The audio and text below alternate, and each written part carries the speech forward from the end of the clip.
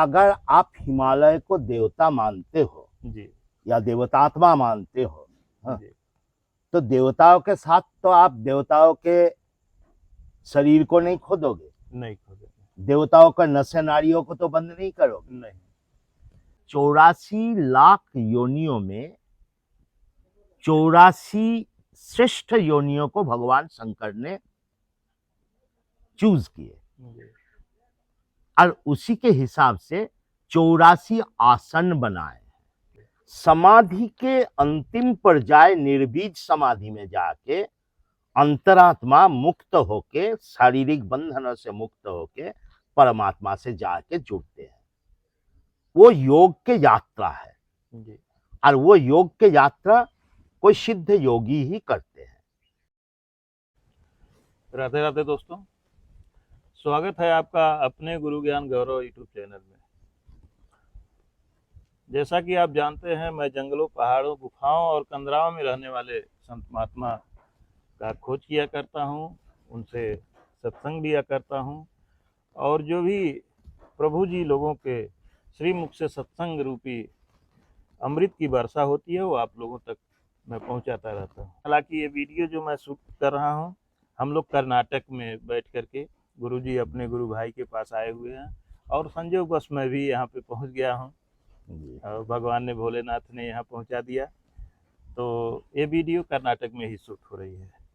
आप जानते हैं कि गुरुजी उत्तराखंड के ऋषिकेश में रहते हैं और अपना पूरा आध्यात्मिक जीवन हिमालय के पहाड़ों में व्यतीत किए हैं। जितना साधना काल है महाराज जी का, सब हिमालय के बर्फीली एरिया में बीता है। जी जी, इस समय हिमालय हमारे प्रेम है जी हिमालय से प्रभु जी का बहुत प्रेम है।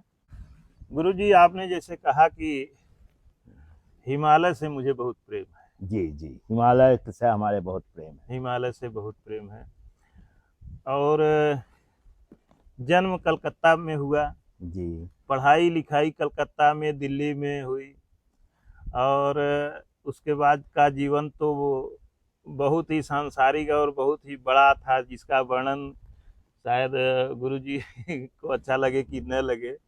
गुरुजी भारत की सर्वोच्च शिक्षा को प्राप्त किए और विदेश में जाकर के सर्विस भी किए, वहाँ से रिजाइन दे करके संत बन गए। ये तो इतिहास है, वो तो बीत गया।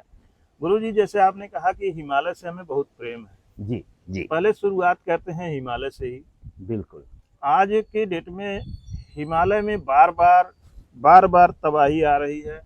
भगवान भोलेनाथ की पावन नगरी केदारनाथ में बार बार ये जनता को, जनमानस को एक चेतावनी है, चाहे उनको दंड कहा जाए, बार बार हो रहा है, भगवान दंडित कर रहे हैं उनको, लेकिन उसके बाद भी लोग नहीं मान रहे हैं। हिमालय को एक पिकनिक स्पॉट बना करके रख दिए हैं, जैसे कि हिमालय एक योग नगरी है, हमारे ऋषि मुनियों की धरती है। वहाँ पे साधना, हमारे ऋषि मुनि साधना भी करते थे और उसे जो लोग नहीं जानते हैं वो तो सिर्फ ये कहते हैं कि वहाँ पे साधना करते थे, तपस्या करते थे, लेकिन हमारे ऋषि मुनि रिसर्च, उसको हम तो ये जानते हैं कि जो जंगल में, पहाड़ में, गुफा में एकांत में बैठे रहते हैं, वो रिसर्च करते हैं। बिल्कुल, हम भी अपने को एक वैज्ञानिक ही समझते हैं जी, जैसे एक साइंटिस्ट अपने रिसर्च करते हैं, जी, ऐसे संत महात्मा भी एक रिसर्च करते हैं हैं और जन मानस के कल्याण के लिए रिसर्च करते हैं। बिल्कुल, वो सिर्फ अपने लिए नहीं करते हैं। तो प्रभु जी, यह बार बार ऐसा क्यों हो रहा है? भगवान क्या दंडित कर रहे हैं लोगों को, जो जाकर के वहाँ पे होटल लोग खोल रहे हैं, गंदगी फैला रहे हैं, वहाँ पे जाकर के दारू शराब पी रहे हैं, मीट मांस खा रहे हैं? क्या प्रभु उनको दंडित कर रहे हैं या ये प्राकृतिक घटना है कि अपने आप हो रही है, इतने लोग मारे जा रहे हैं, तबाही आ रही है? देखिए उमेश जी, हिमालय देवतात्मा है जी, देवताओं के आत्मा है जी, हिमालय, देवभूमि। जी, अब जो वर्तमान शासन प्रशासन या वर्तमान व्यवस्था है, हाँ,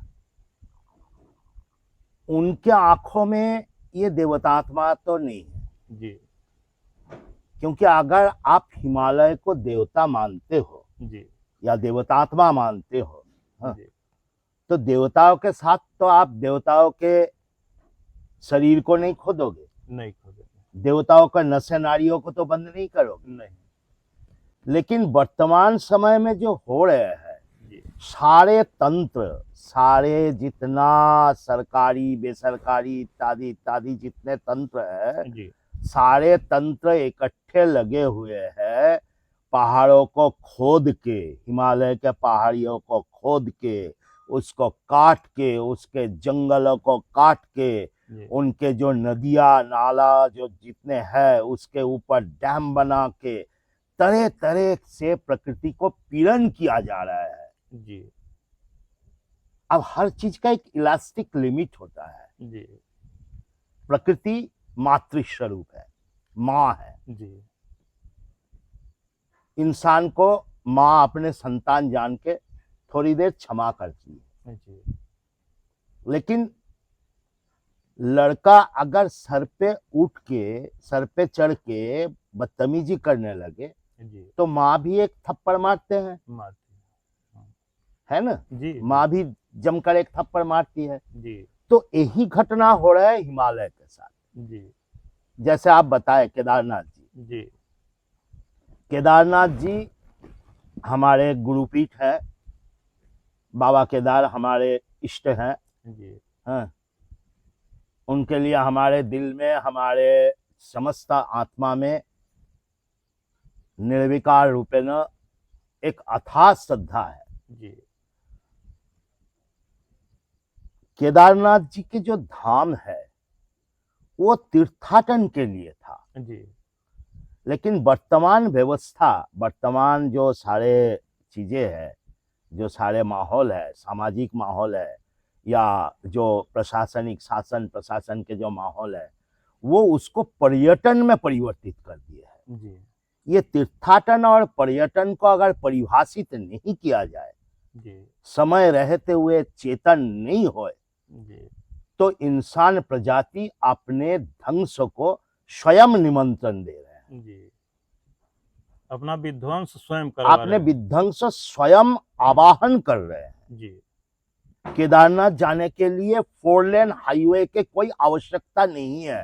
जी केदारनाथ जाने के लिए एक 40 फुट के चौड़ी रोड काफी है। जी उसके लिए टनल खोद के 40 मीटर रास्ता बनाने का आवश्यकता नहीं है। जी केदारनाथ धाम को हेलीकॉप्टर से जोड़ने का, अभी देखेंगे आप, पिछले कुछ सालों के बाद 2013 के बाद केदारनाथ में हेलीकॉप्टर सर्विस चालू हुआ, जी जो बहुत ही खतरनाक है। जी हेलीकॉप्टर के उस शोरों में अगल बगल केदारनाथ क्षेत्र में आप अगर आप गए होंगे तो आप देखे होंगे जो कि चारों तरफ ग्लेशियर ही ग्लेशियर है। जी हेलीकॉप्टर के जो आवाजों के शोर है, उस शोर में वो हेलीकॉप्टर जो जितना ग्लेशियर्स है, वो ग्लेशियर्स अपने जगह छोड़ रहा है। जी लोग सभी विकास विकास विकास कर रहे जी। हैं, विकास हो रहा है, जी लेकिन वो विकास एक विनाश के रूप में सामने आ रहा है। जी सो इसको रोकने के लिए, ये भी मैं आपको बता रहा हूं उमेश जी, ये केवल कुदरत की एक छोटी चेतावनी है। जी ये जो 1000-2000 लोग मर गए या जो भी घटनाएं घट रहे हैं, ये केवल छोटी चेतावनी है। जी अगर अभी भी इंसान सतर्क ना होए, तीर्थाटन की उपयोगिता ना समझे, तीर्थाटन के तीर्थों को शुद्ध रखने का व्यवस्था ना बनाए, तो आने वाले दिनों में केदारनाथ बद्रीनाथ के दर्शन कलियुग के मनुष्य के लिए संपूर्णतया बंद हो जाएंगे। ये मैं कोई भविष्यवाणी नहीं कर रहा हूं, ये जो सामने दिख रहा है वो बता रहा हूं। जी गंगा जी के ऊपर आज 20 बांध बन गया।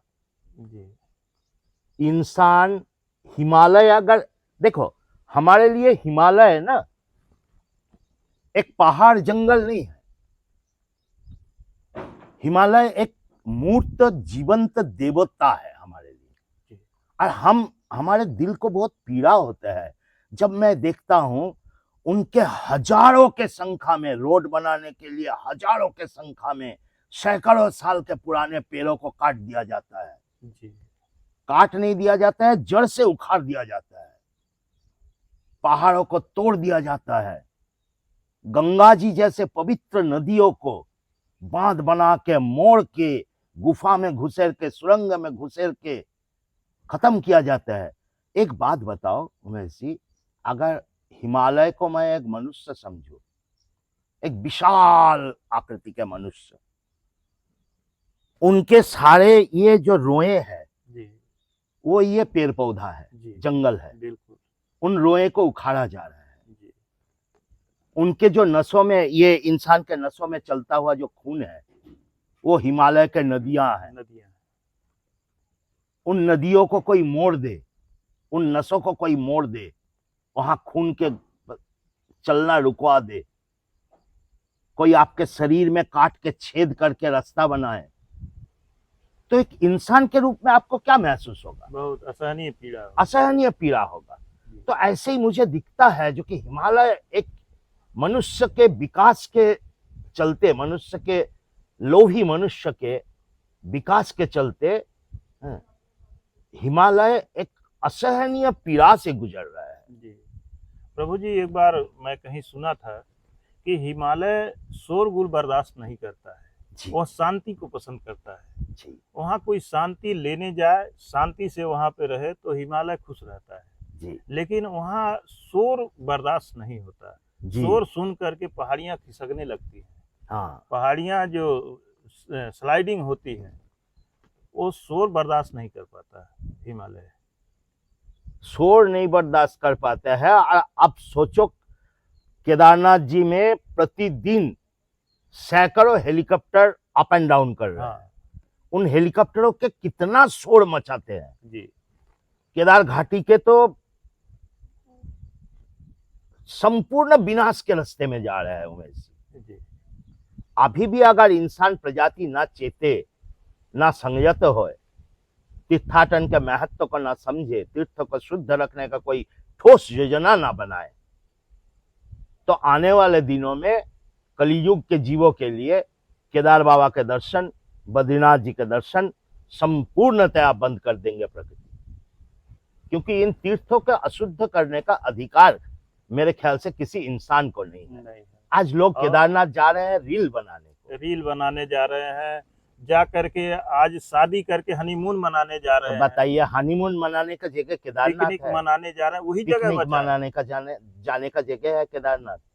लोग ऋषिकेश से पैदल चल के, हमारी बात कर रहा हूँ, आज से 35 वर्ष पूर्व मैं जब संत बना तब हम पैदल चल के ऋषिकेश से केदार बाबा गए थे। और आज देखिए क्या हाल हो रहा है उस केदारनाथ के स्थिति देख के, केदारनाथ के आसपास के स्थिति देख के मेरे आंखों में आंसू आ जाते हैं। 2013 से पहले कितना प्यारा जगह था। अब केदार बाबा ने भी, अब महादेव तो महादेव है, जटा खोल के एक बार झटका दिए हैं और समझा भी दिया है इंसानों को, जो कि है इंसान समझ जाओ, नहीं तो आने वाला दिन बहुत खराब होगा। तो प्रभु जी, अब हम दूसरे क्वेश्चन पे आते हैं। आज एक चलन बहुत तेज हो गया है, शहरों से लेकर के देहातों तक हर जगह योग बहुत हो रहा है। हर जगह योग सिखाए जा रहे हैं, योग टीचर तैयार किए जा रहे हैं, तैनात किए जा रहे हैं, जो जगह जगह योग आसन सिखाते हैं, योग कैसे किया जाता है, शरीर को फिट कैसे रखा जाए। तमाम तरह की पुस्तकें आ गई हैं बाजार में।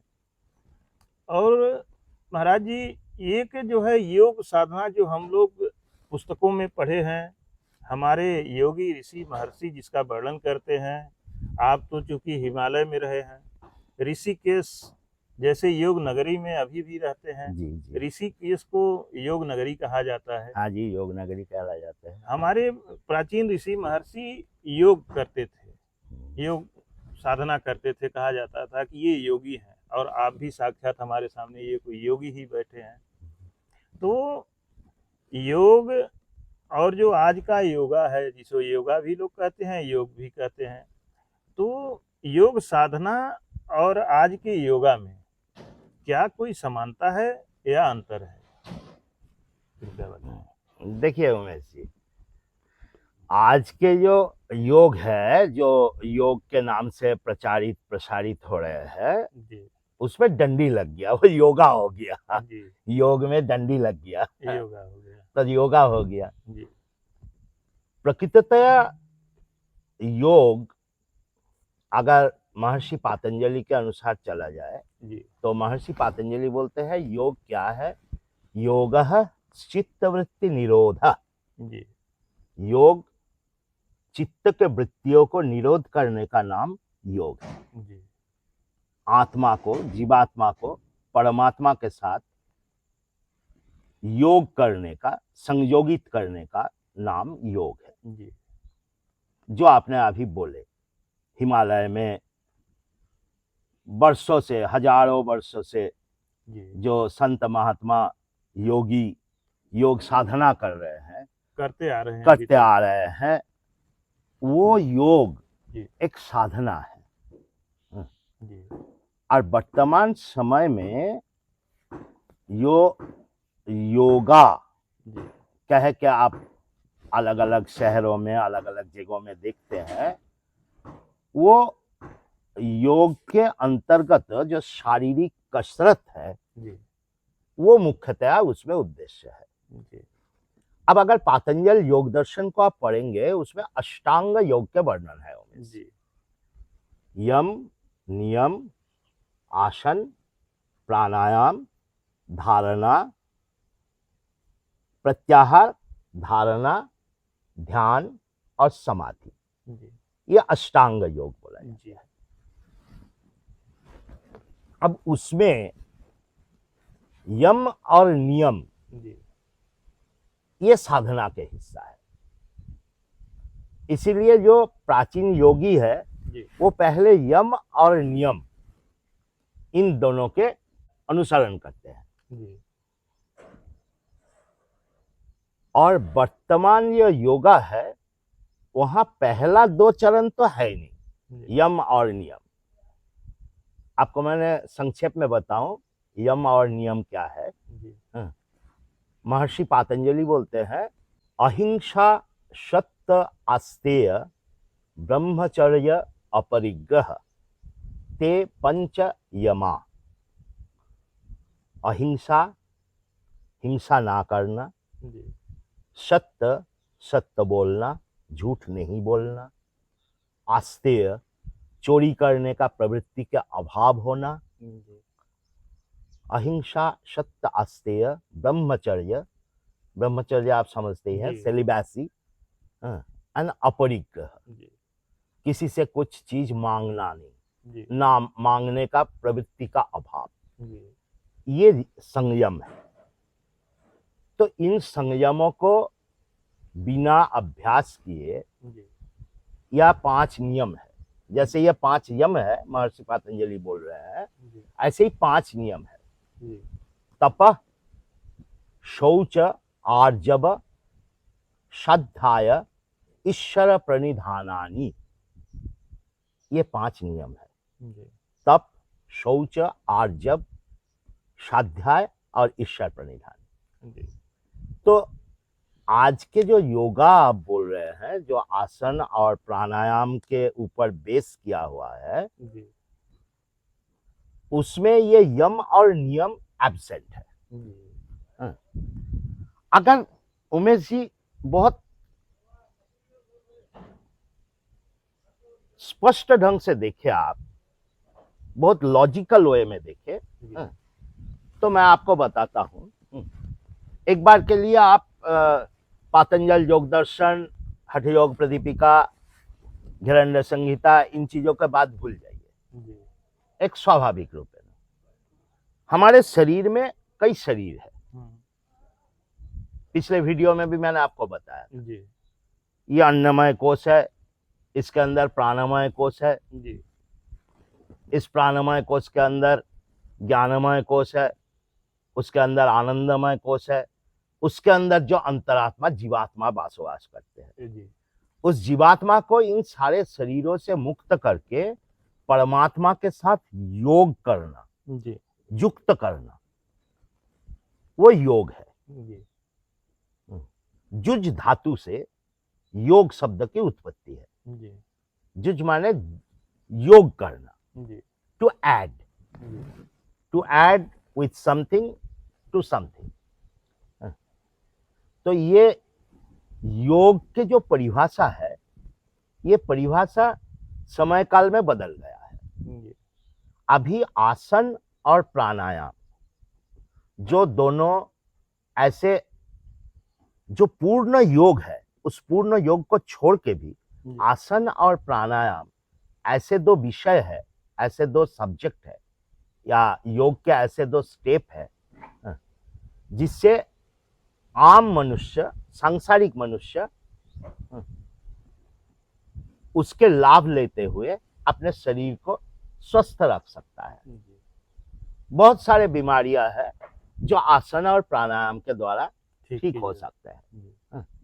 आध्यात्मिक उन्नति उससे नहीं की जा सकती। उसमें आध्यात्मिकता के कोई कहीं लेश मात्र नहीं है। जी वो केवल शारीरिक स्वस्थता, जी यानी कि फिजिकल वेलबींग के लिए वो जरूरी है।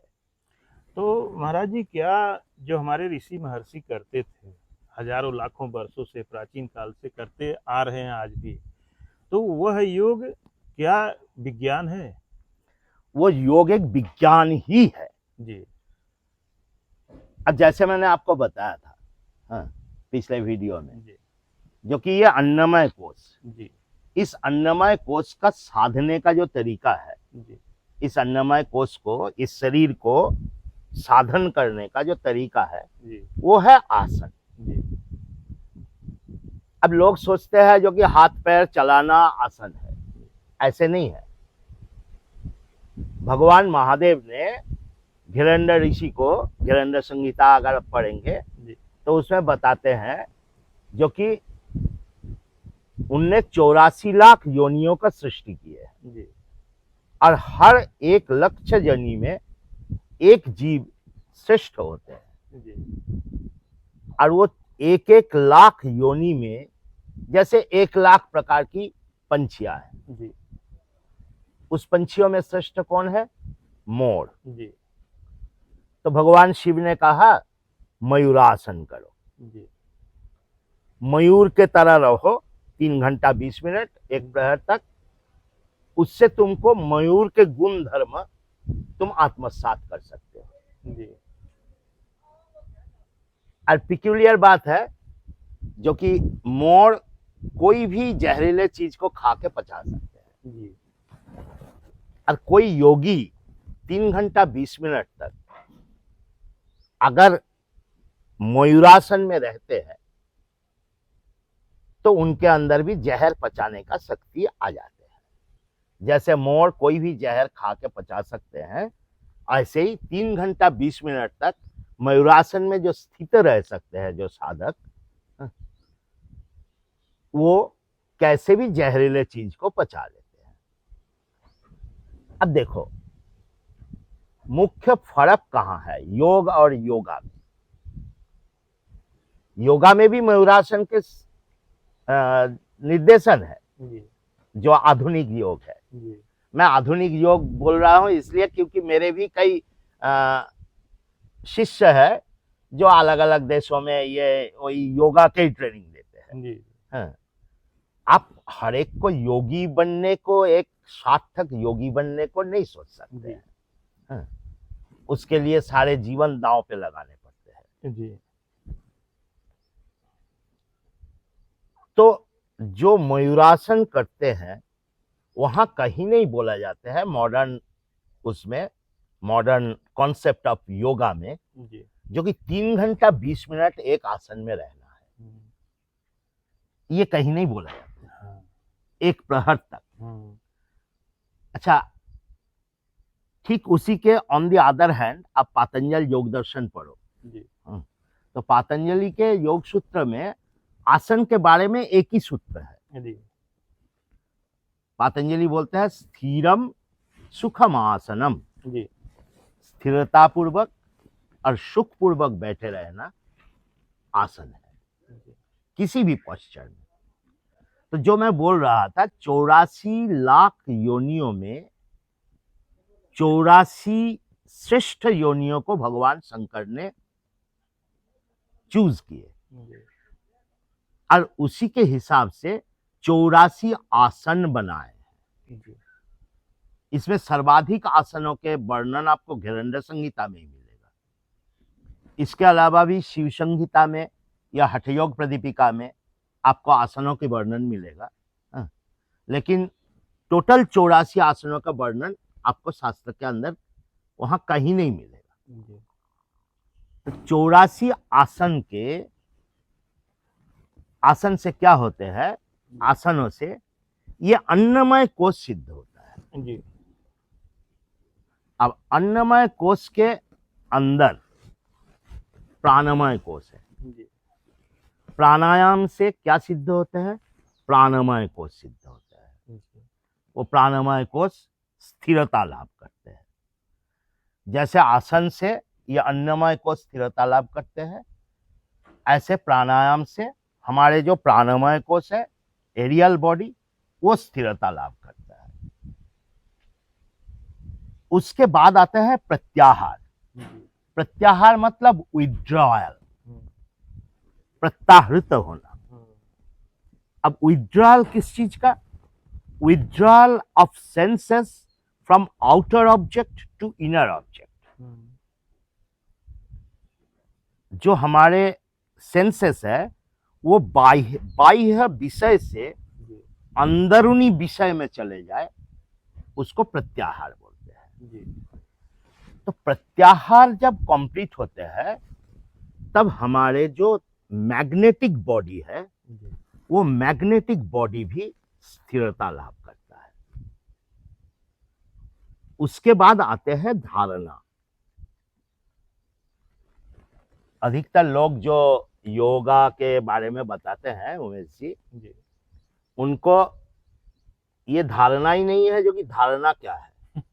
जी लेकिन धारणा के वर्णन किया हुआ है हमारे शास्त्रों में। जी हमारे जो ये इलेक्ट्रिकल बॉडी है, इलेक्ट्रिकल बॉडी के अंदर जो चक्र है, जी जैसे लिंग और गुदा के बीच में मणिपुर चक्र, जी मणिपुर चक्र पृथ्वी तत्व के अधिष्ठान माने जाते हैं। हाँ और मणिपुर चक्र में मन, आपके टोटल जो कॉन्शियसनेस है, वो अगर एक प्रहर यानी कि 3 घंटा 20 मिनट के लिए समाहित तो हो जाए जी तो आपको पृथ्वी तत्व के धारणा बनता है। जी ऐसे ही स्वाधिष्ठान चक्र में मन संहृत हो एक प्रहर के लिए तो जल तत्व के धारणा बनता है।